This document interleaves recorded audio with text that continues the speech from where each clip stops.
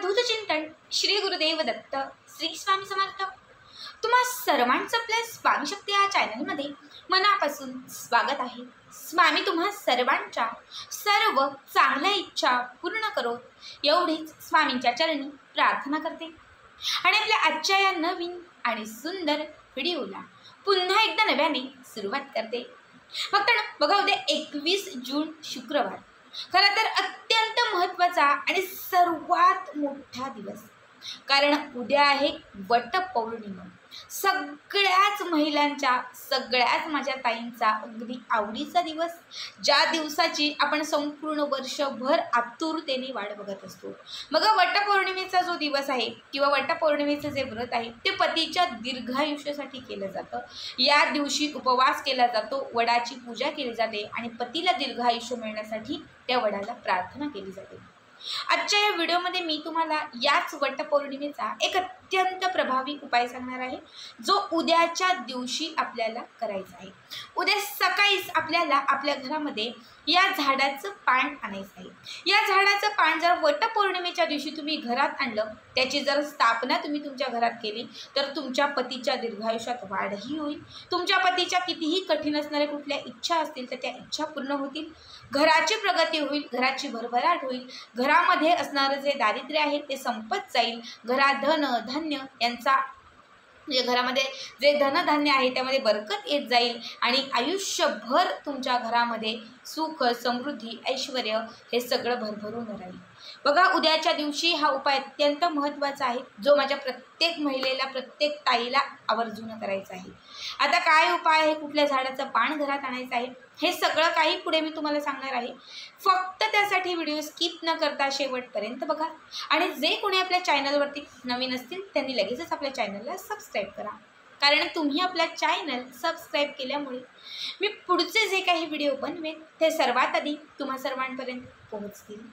बघा, आपल्याला काय करायचं आहे, उद्या सकाळीच किंवा अगदी आजच्याच दिवशी तुम्ही हे केलं तरीही चालेल।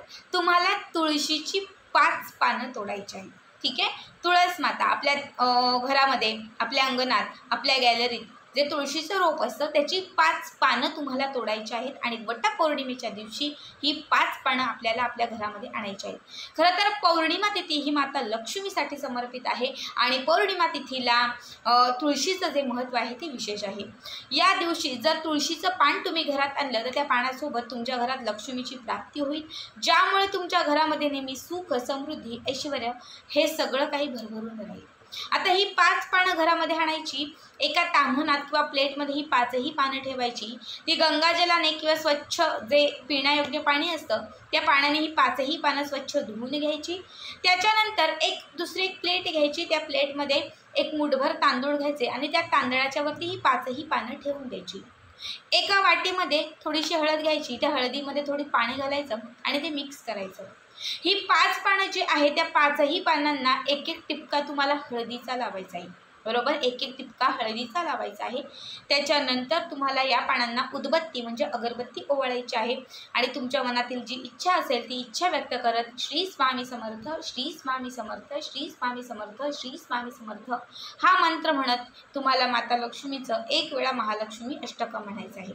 त्याच्यानंतर तुम्हाला दीप म्हणजे तुम्ही जो देवघरात दिवा लावलेला असेल तो दिवा त्या 5 पानांना ओवाळून घ्यायचा आहे। इतकं करून झालं की त्याच्यानंतर काय करायचं, यातील एक पान उचलायचं आणि आपल्या पतीचं जे पॉकेट असेल, तुमचं पती जे वॉलेट यूज करत असेल किंवा त्याच्या ऑफिसची बॅग असेल तर तुम्हाला ते जे पान आहे ते पतीच्या पाकिटात किंवा त्याच्या बॅगेमध्ये तुम्हाला ठेवून द्यायचं आहे। याने पतीला प्रत्येक कामात यश मिळेल, त्याची प्रगती होईल, दीर्घायुष्य आपण ज्याला म्हणतो की आयुष्य वाढत जाईल, कारण या दिवशी पतीसाठी केलेला प्रत्येक उपाय हा लाखात एक असतो। तुम्ही त्या पानामध्ये तुमच्या पतीसाठी जी जी इच्छा व्यक्त केलेली असेल ती इच्छा नक्कीच पूर्ण होईल।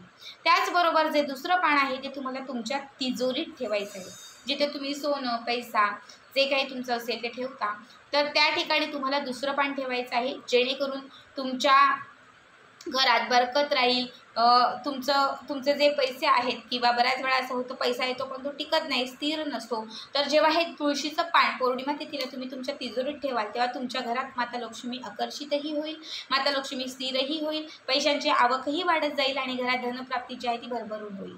त्याच्यानंतर तिसरं पान जे आहे ते तुम्हाला तांदळात किंवा गव्हात ठेवायचं आहे. जिथे तुम्ही डाळी धान्य ठेवता, धान्य अन्नधान्याचा साठा, जिथे साक्षात अन्नपूर्णा देवीचा वास असतो, तर तुम्हाला हे जे तिसरं पान आहे ते त्या ठिकाणी ठेवायचं आहे, जेणेकरून आयुष्यभर धनधान्याचा तुटवडा पडणार नाही, घर जे आहे ते नेहमी धनधान्याने भरून राहील. त्याच्यानंतरचं जे चौथं पान आहे, हे चौथं पान तुम्हाला तुमच्या स्वतःच्या जवळ ठेवायचं आहे. तुम्ही तुमच्या पर्समध्ये ठेवू शकतात, तुमच्या खिशात ठेवू शकतात, जिथे तुम्हाला शक्य आहे तिथे, पण तुम्हाला हे चौथं पान जे आहे ते स्वतःच्या जवळ अखंड स्वरूपाने ठेवायचं आहे. आणि जे पाचवं पान, शेवटचं पान जे शिल्लक राहील ते तुम्हाला तुमच्या स्वयंपाकघरातील किचन ओट्यावरती तुम्हाला ठेवायचं आहे. ठीक आहे. अशा पद्धतीने ही जी 5 पानं तुम्हाला सांगितलेली आहेत ही अभिमंत्रित करून तुम्हाला या 5 ठिकाणी ठेवायची आहेत. एक नीट आहे का, एक तुम्हाला स्वयंपाकघरामध्ये ठेवायचं आहे, एक अन्नधान्यामध्ये ठेवायचं आहे, एक तिजोरीत ठेवायचं आहे, एक पतीच्या जवळ आणि एक स्वतःच्या जवळ. अशी ही 5 पानं तुम्हाला अखंड स्वरूपाने स्वतःच्या जवळ ठेवायची आहेत. आता स्वयंपाकघरावरती म्हणजे किचन ओट्यावरती गॅस शेगडीच्या साईडला ठेवलेलं जे पान आहे ते तुम्ही अगदी वटपौर्णिमेचा दिवस संपला म्हणजे त्याच्या दुसऱ्या दिवशी किंवा अगदी वटपौर्णिमेच्या संध्याकाळी ते जे पान आहे ते तुम्ही निर्माल्यात टाकलं तरीही चालेल, कारण बघा पॉकेटमधलं पान तसंच राहील, तिजोरीतलं तसंच राहील, बाकी सगळी पानं व्यवस्थित राहतील, पण किचनमधलं जे ओट्यावरचं पान आहे आपण कपडा मारतो, बाकी गोष्टी करतो, त्यामुळे ते तसंच राहील याची काही खात्री नसते. मग ते जे पान आहे ते तुम्ही संध्याकाळी उचला आणि ते निर्माल्यात टाकून द्या, किंवा मग वाहतं पाणी असेल तर त्याच्यामध्ये ते पान जे आहे ते सोडून द्या.